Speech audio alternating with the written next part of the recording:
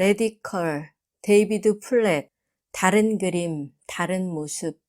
그러나 사도행전을 펼쳐서 거기에 나타난 교회들을 살펴보면 전혀 다른 모습을 만나게 된다. 먼저는 몇 안 되는 겁 많은 제자들이 다락방에 웅크리고 앉은 것이 눈에 띈다.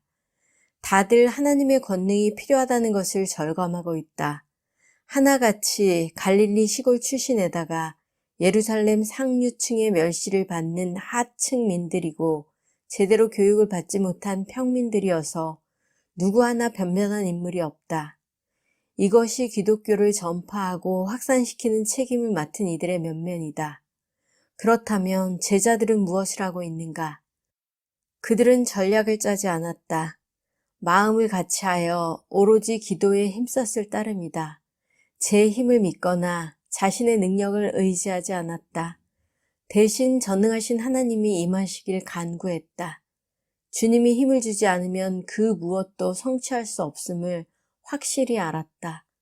그러자 성령이 임하여 새 권세를 덧입혀 주셨고 그때부터 상황이 완전히 달라졌다.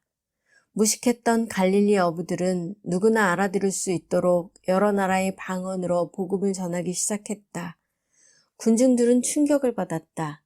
베드로는 자리에서 일어나 그리스도에 관한 메시지를 선포했다. 불과 몇 주 전만 하더라도 스승을 3번이나 부인했던 인물이 하나님의 권세에 사로잡혀 수천 명에 이르는 군중 앞에서 목청껏 예수의 이름을 외치게 된 것이다. 그날 3,000명이 넘는 이들이 구원을 받았다.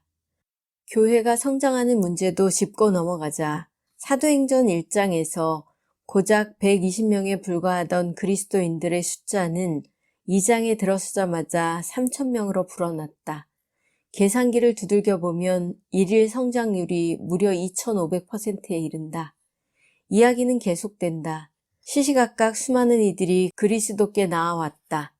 사도행전 3장에서 베드로와 요한이 예수님의 이름으로 명령하자 날 때부터 다리를 쓰지 못하던 40대 남자가 벌떡 일어나 걷는 기적이 일어났다. 4장에서 그리스도인들은 모임을 갖던 건물이 심하게 흔들리기 시작할 때까지 함께 기도했다. 당시의 상황을 설명하면서 누가는 이렇게 토를 달았다.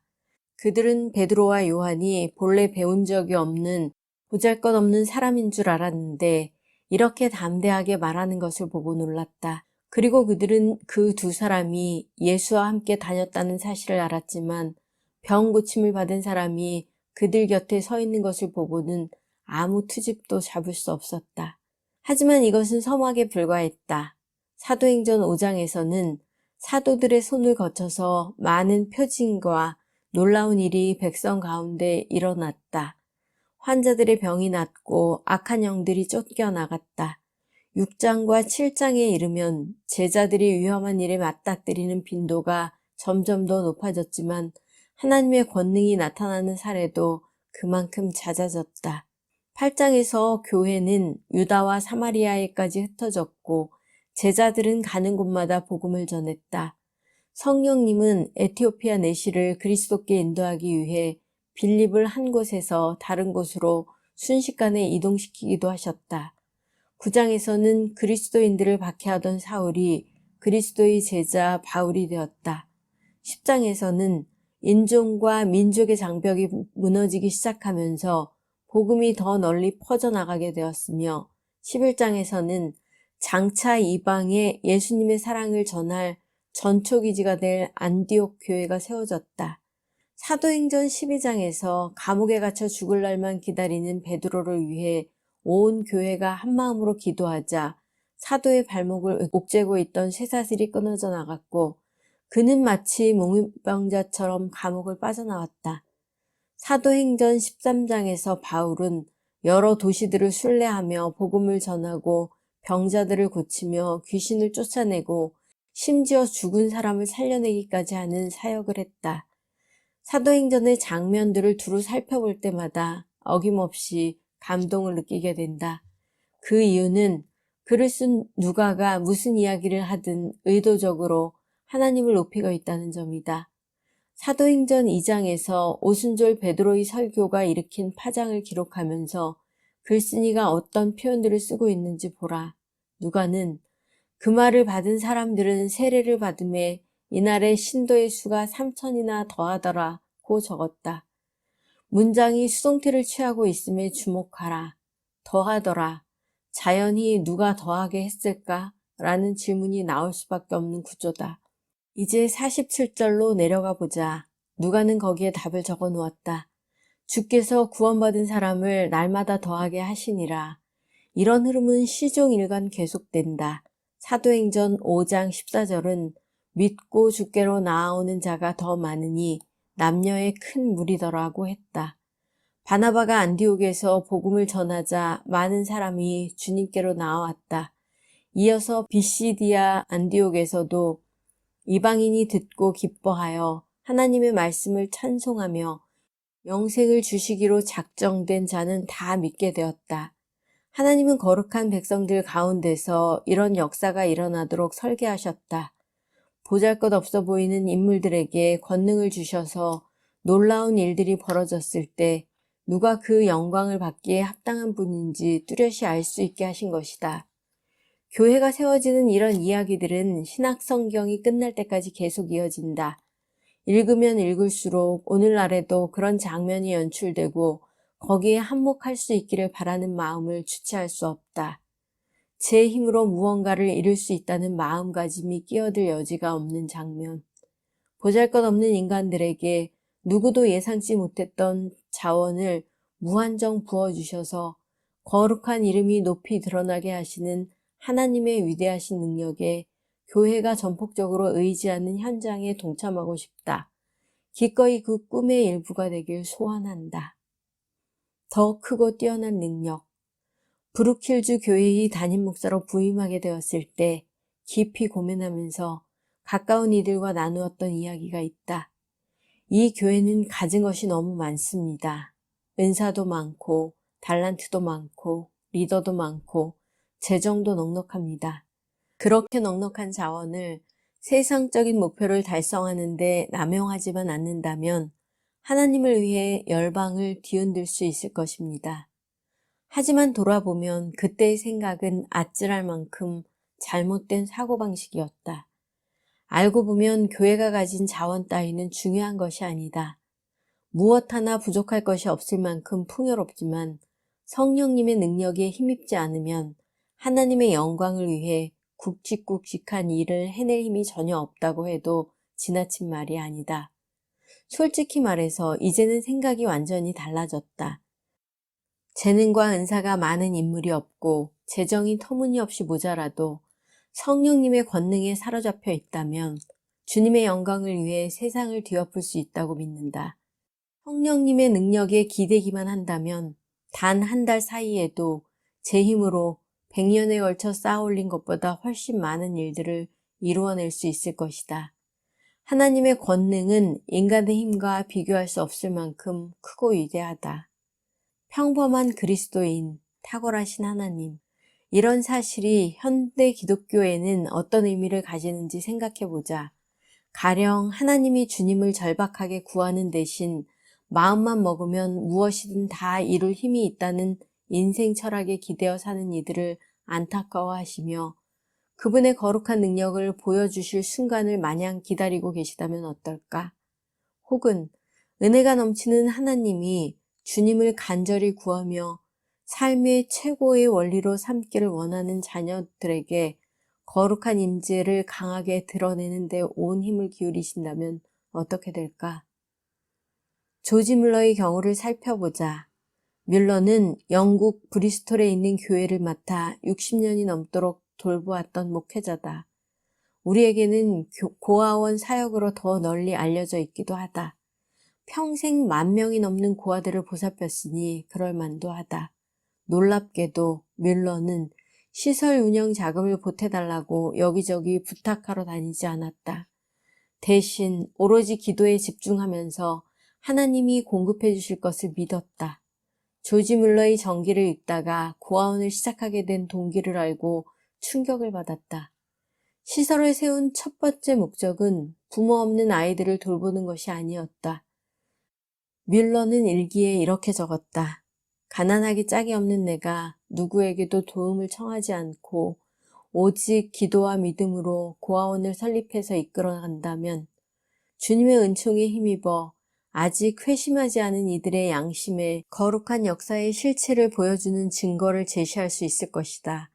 게다가 하나님의 자녀들에게는 신앙을 굳세게 하는 도구가 될 수 있다. 이것이 고아원을 세우려는 가장 큰 목적이다. 이 사역의 가장 중요한 목표는 나를 비롯하여 나와 함께 일하는 이들이 누군가의 도움을 구하지 않고 오직 기도와 믿음만으로 아이들의 모든 필요를 채우시는 하나님을 경험하고 이를 통해 그분이 여전히 신실하게 우리의 기도를 들어주신다는 사실을 널리 알리는 데 있다. 뮬러는 자신의 삶을 지켜보는 모든 이들에게 하나님이 자녀들의 필요를 신실하게 채우신다는 증거를 제시하는 방식으로 살기로 작정했다. 목숨을 걸고 위대하신 하나님께 의지했으며 결국 그분의 영광을 드높이는 삶을 살았다. 하나님은 속수무책으로 주님의 탁월한 섭리에 기대는 평범한 그리스도인들을 즐겨 쓰신다. 하나님은 철저하게 그분을 의지하며 그 이름을 높이는 데 헌신하는 이들에게 언제든지 거룩한 능력을 베풀어 줄 채비를 갖추고 계신다. 하나님, 우리 아버지, 아이들에게는 뭐든지 주고 싶은 게 부모의 마음이다. 지금 나는 인도의 어느 기차 안에서 이 글을 쓰고 있다. 기차에서 내리면 곧바로 비행기를 타고 귀국할 예정이지만 그때까지 기다리는 것이 힘들다. 어서 아이들을 만나 하나하나 꼭 안아주고 마룻바닥을 뒹굴며 놀아주고 여기서 본 일들을 자세히 들려주고 싶다. 물론 바다 건너에서 가져온 선물 보따리도 얼른 안겨줄 것이다. 아이들 역시 아빠에 대한 기대가 많을 것이 틀림없다. 선물만이 아니라 아빠가 보여줄 사랑과 관심을 바라고 있을 것이다. 아이들은 부모에 대해 기대할 뿐만 아니라 갈구한다. 건전하지 못한 의존을 말하는 것이 아니라 단지 내가 그 애들의 아버지라는 이야기를 하고 싶은 것이다. 나는 아버지로서 아들, 딸이 구하는 것을 채워준다. 아이들 입장에서는 그렇게 베풀어주는 것들을 통해서 아빠가 얼마나 자신들을 사랑하는지 알게 된다. 그런 사랑을 기대하고 또 충족받을수록 더 깊이 아버지를 의지할 것이다. 이런 아버지와 아들의 관계는 누가복음 11장을 이해하는 데 큰 도움이 된다. 예수님은 이렇게 말씀하셨다. 너희 중에 아버지 된 자로서 누가 아들이 생선을 달라 하는데 생선 대신에 뱀을 주며 알을 달라 하는데 전갈을 주겠느냐. 너희가 악할지라도 좋은 것을 자식에게 줄 줄 알거든. 하물며 너희 하늘 아버지께서 구하는 자에게 성령을 주시지 않겠느냐. 누가복음 11장은 기도에 관한 예수님의 교훈이 실려있는 본문이다. 주님은 누구든지 아버지께 필요를 채워달라고 기도하면 그분의 예비하심이 얼마나 훌륭한지 알게 된다고 말씀하신다. 더 많이 공급해 주실수록 하나님을 아버지로 더 깊이 의지하게 될 것이라고 가르치신다. 예수님은 마태복음 7장에서도 비슷한 말씀을 하셨다. 너희가 악한 자라도 좋은 것으로 자식에게 줄 줄 알거든. 하물며 하늘에 계신 너희 아버지께서 구하는 자에게 좋은 것으로 주시지 않겠느냐. 두 본문의 말미가 어떻게 다른지 파악했는가? 누가복음은 하늘 아버지께서 구하는 자에게 성령을 주시지 않겠느냐 라고 말하는 반면 마태복음에서는 하늘에 계신 너희 아버지께서 구하는 자에게 좋은 것으로 주시지 않겠느냐 라고 묻는다. 개인적으로는 마태복음 쪽이 알아듣기가 훨씬 쉽다. 세상 아버지가 자식에게 좋은 선물을 주듯 하나님도 기도할 때마다 필요를 넉넉히 채워주신다는 말씀이 아니겠는가. 그렇다면 어째서 누가복음 11장은 하늘 아버지가 성령을 주신다고 이야기하는가? 성령님을 구하지 않으면 어떻게 되는가? 무언가 다른 것을 구한다면 어떻게 될 것인가? 예수님은 무슨 뜻에서 기도의 응답으로 하늘 아버지가 성령을 주신다고 하셨는가? 여기에 대한 대답은 우리 삶 가운데 역사하시는 하나님의 영이 우리에게 얼마나 절실하게 필요하며 얼마나 위대한지 생각해 보면 된다. 이렇게 생각해 보라.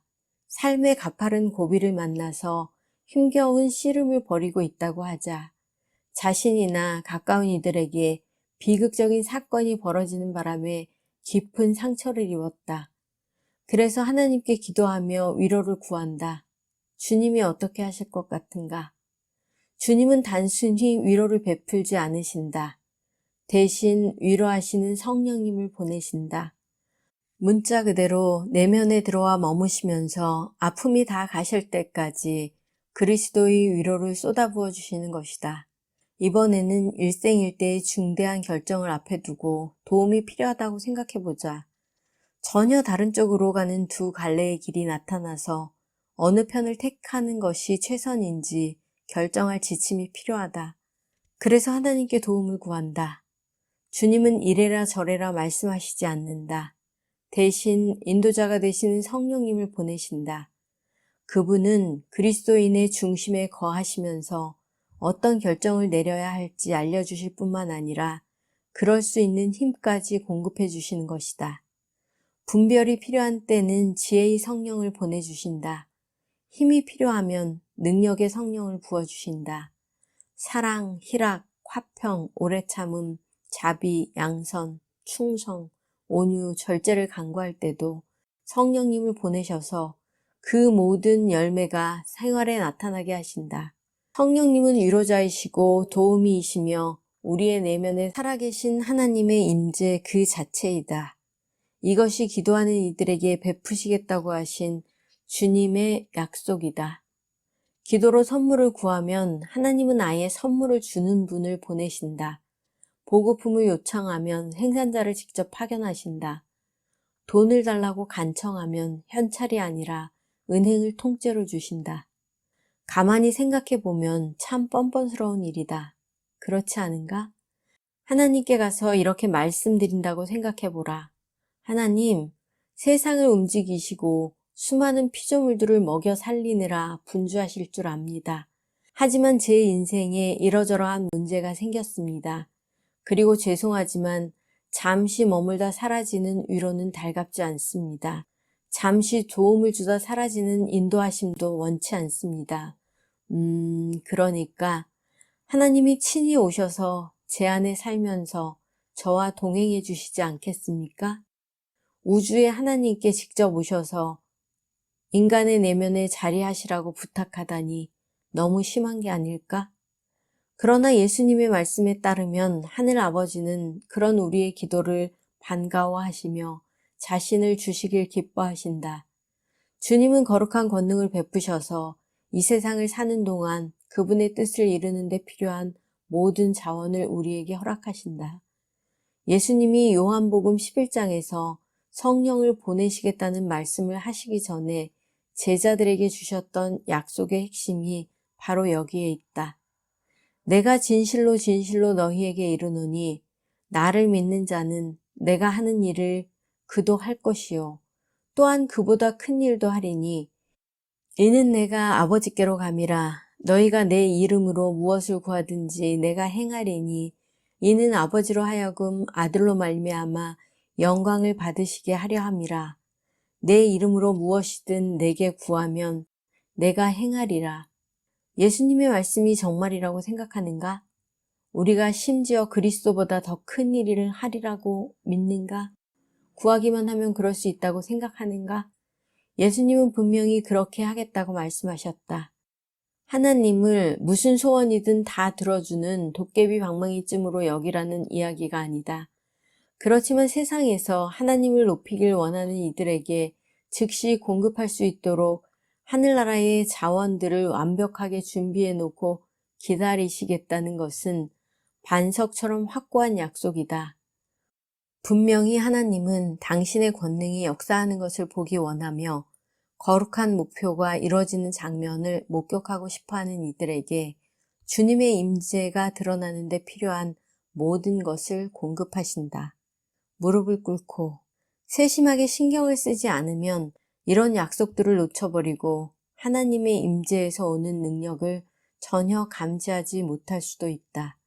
마음만 먹으면 뭐든지 다 할 수 있다고 믿는 현대 문화 속에서 살아가노라면 자신이 위대한 일을 성취하는 데 필요한 조건을 모두 갖추고 있다고 자부하기 쉽다.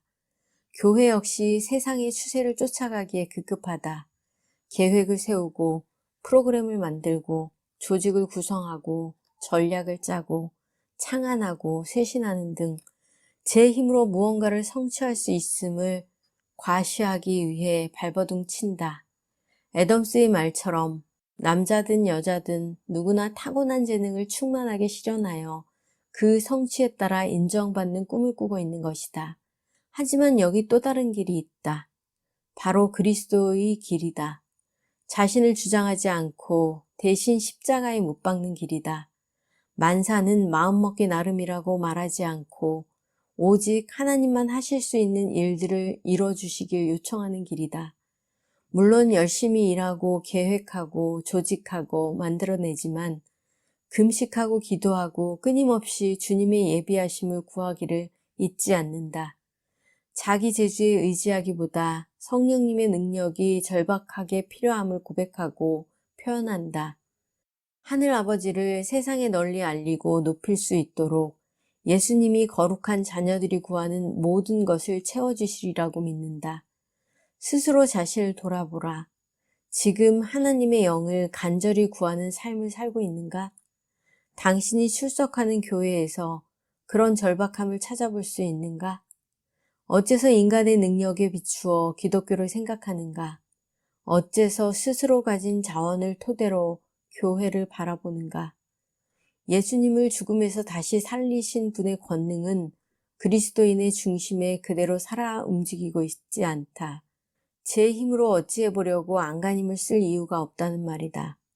무엇보다 시급한 것은 밤낮 없이 전능하신 하늘 아버지 앞에 무릎을 꿇고 감히 상상조차 할 수 없는 일들을 이루게 하셔서 주님의 영광을 높일 수 있도록 우리 안에서 그리고 우리를 통해 성령님의 능력이 나타나게 해 주시길 간구하는 일이다. 그럴 때 비로소 저마다 스스로 생각하는 것보다 훨씬 큰 목적, 다시 말해 오직 성령님의 권능에 힘입어야만 이룩할 수 있는 목적을 위해 지음받았다는 사실을 깊이 깨닫게 될 것이다.